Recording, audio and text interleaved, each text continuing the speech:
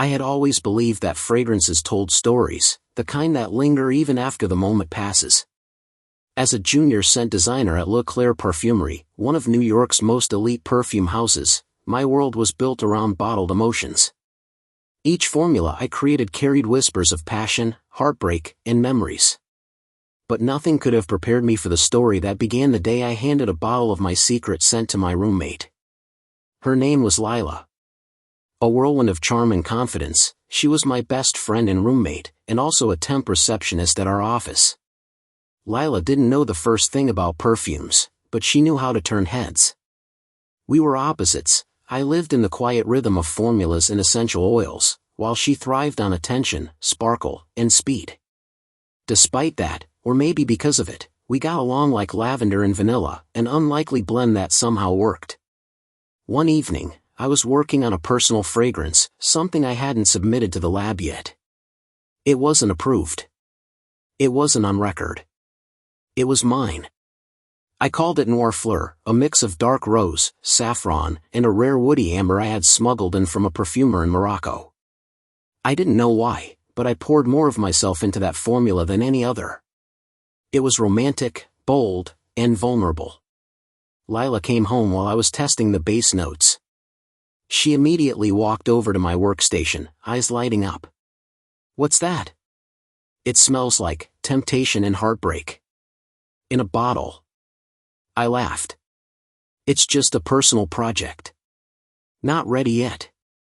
She grabbed the glass stopper and dabbed it on her wrist before I could protest. "This is insane, Ivy. You could sell this for millions." "What do you call it?"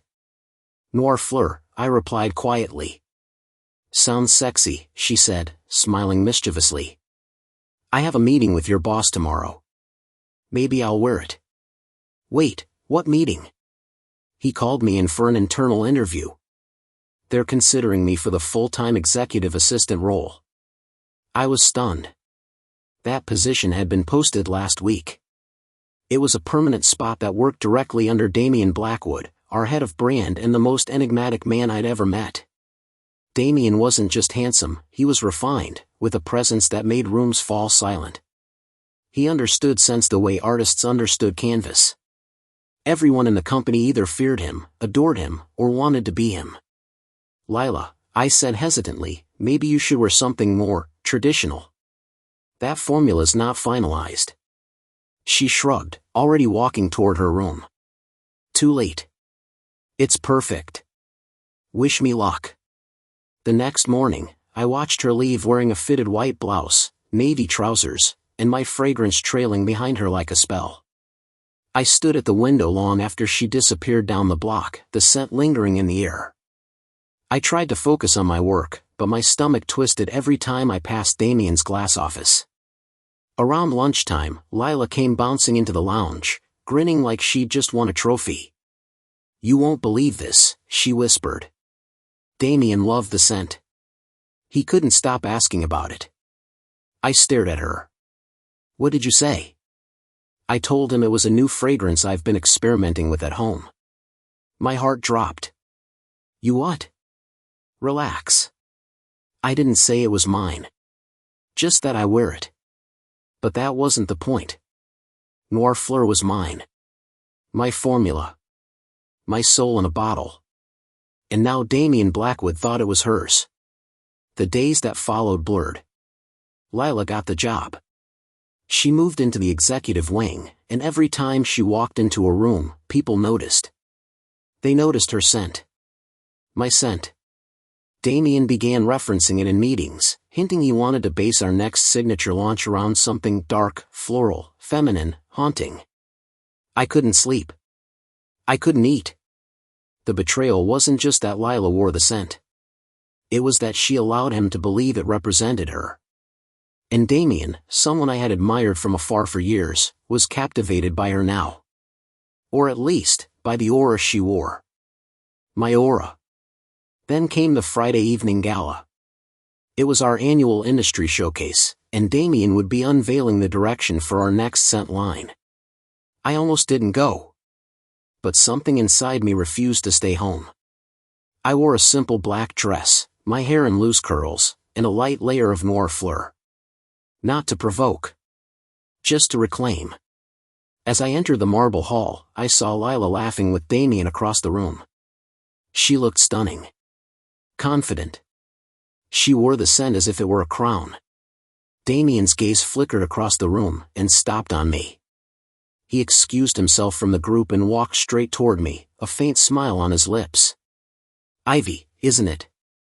The junior scent designer. I nodded, trying to calm my heart.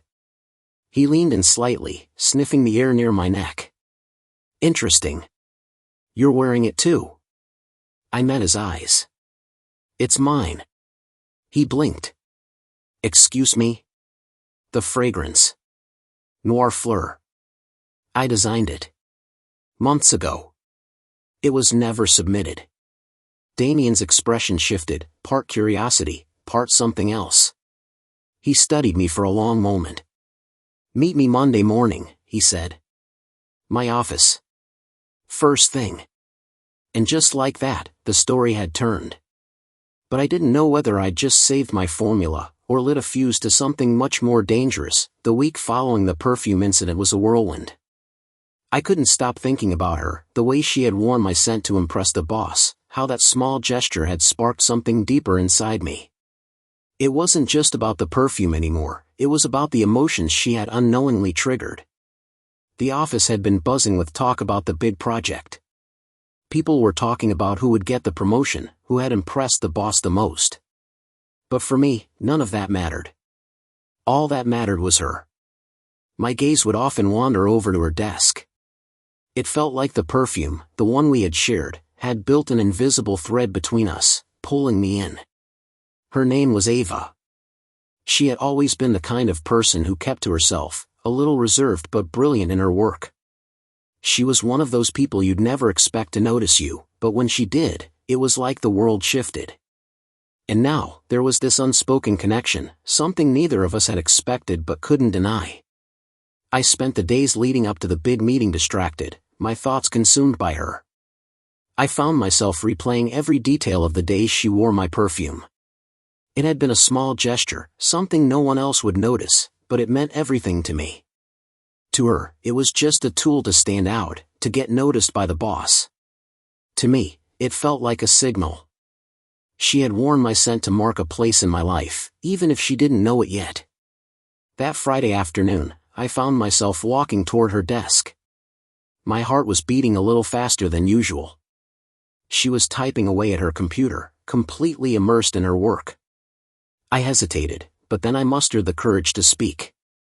Ava, I said softly, not wanting to startle her. She looked up, her brown eyes meeting mine. There was a warmth there, a quiet curiosity, but also a trace of something else, something I couldn't place. Yes, she asked, her voice calm but inviting. I took a breath, unsure of how to continue. I wanted to thank you for wearing my perfume. I know it wasn't intentional, but it meant a lot to me. Her eyebrows furrowed in confusion. Your perfume? I smiled, watching her closely. The one you wore to the meeting on Monday. The one with the vetiver base. Her eyes widened slightly, and for a moment, there was an awkward silence between us. Then she laughed softly. Oh, that was your scent? I didn't realize it was yours. Yeah, I said, feeling my face warm. It's a part of me. She blinked, then tilted her head slightly. I didn't wear it to impress anyone. I just needed something new, something that would make me feel confident. The confession hit me like a wave. She hadn't worn it for the boss. She hadn't even realized it was mine. She had worn it because of her need for strength, for something to push her forward. And in doing so, she had inadvertently pulled me into her world. I wasn't just the guy who created the perfume. I was the one who had become a part of her. And somehow, I found that incredibly intimate. I get that, I said quietly. The right scent can change everything. She smiled, and for a moment, it felt like the world outside the office had stopped moving. The bustling sounds of typing and conversations faded into the background. It was just the two of us, sharing a quiet understanding that neither of us had expected but both of us felt. As the days passed, our interactions grew more frequent. We exchanged glances, shared small smiles, and often found ourselves alone in the break room, talking about anything and everything. Her warmth was contagious, and soon, I realized I was looking forward to every moment we spent together. But there was still a wall between us, a delicate, invisible barrier that neither of us dared to cross. Meanwhile, the project was becoming more intense. The pressure was mounting, and the competition for the promotion was fierce. Everyone in the office was watching for signs of who would rise to the top. I could feel the tension building, not just in the work but in my personal life. Ava and I were drawn to each other, but neither of us knew if we could allow ourselves to cross that line. The tension came to a head during one particularly important meeting. The boss, Mr. Davidson, was standing at the front, presenting the final details of the project. His eyes kept glancing over at Ava, who was sitting across from me. She was poised, confident, and seemed to have everything under control. It was obvious that Mr. Davidson was impressed by her, but I couldn't shake the feeling that there was something more beneath the surface. As the meeting drew to a close, I caught Ava's eye.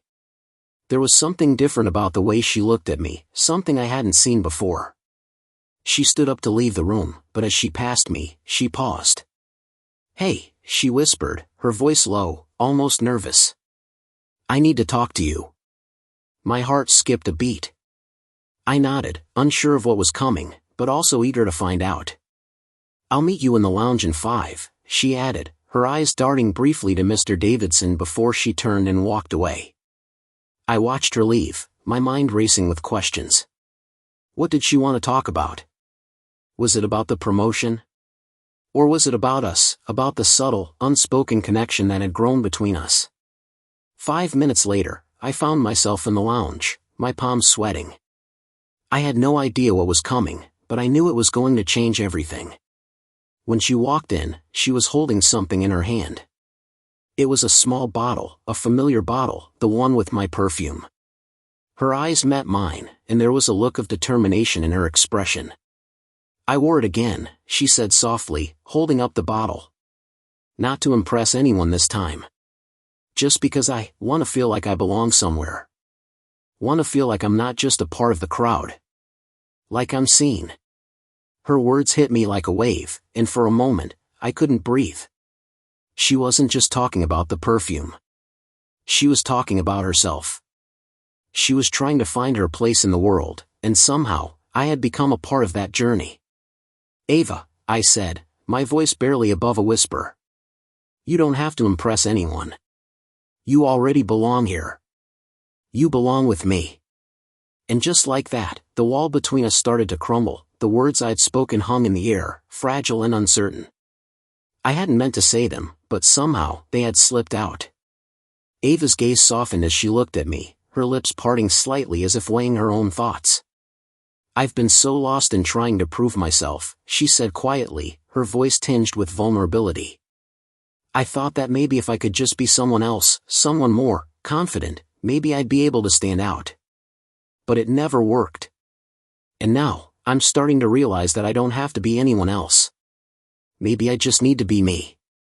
My heart pounded in my chest as I walked closer to her, unable to fight the pull any longer. I reached out, gently taking the bottle from her hand. "Ava," I whispered, my voice thick with emotion, "you don't need to wear anyone's scent to be incredible. You already are." Her breath caught, and in that moment, I saw the walls she had built around herself begin to fall. Slowly, tentatively, she stepped forward, her eyes never leaving mine. The space between us closed, and as I looked into her eyes, I felt the weight of everything I had held inside come rushing to the surface. "Do you really mean that?" she asked, her voice a whisper. I nodded, my fingers brushing against hers. "With all my heart. It's not about the perfume. It's about who you are, and who we are when we're together." Her lips curled into a soft smile, and before I could say another word, she closed the gap between us, her arms wrapping around me in an embrace that felt like home. My heart raced, but it was no longer out of confusion. This time, it was a rush of joy, of knowing that we had finally found each other, not through perfume or office politics, but through our own truths. In that quiet moment, everything else faded away, the promotion, the pressure, the fear of rejection. None of it mattered. All that mattered was the warmth of her embrace, the scent of the perfume we both shared, and the beginning of something real. The days that followed were filled with new discoveries. Ava and I spent time getting to know each other outside of work, finding that we shared so much more than just a love for a good fragrance. As we grew closer, so did our bond, no longer defined by a scent or a need to impress anyone, but by the way we understood each other. Eventually, the promotion came, and Ava got it. But it wasn't about the promotion anymore. It was about us finding our place in each other's lives, realizing that the greatest reward wasn't a title or a job. It was the love and connection we had built, something no office could ever define. And as for the perfume, it remained a reminder of how a simple scent, one we both wore without knowing the depth it would bring, could change everything. The end.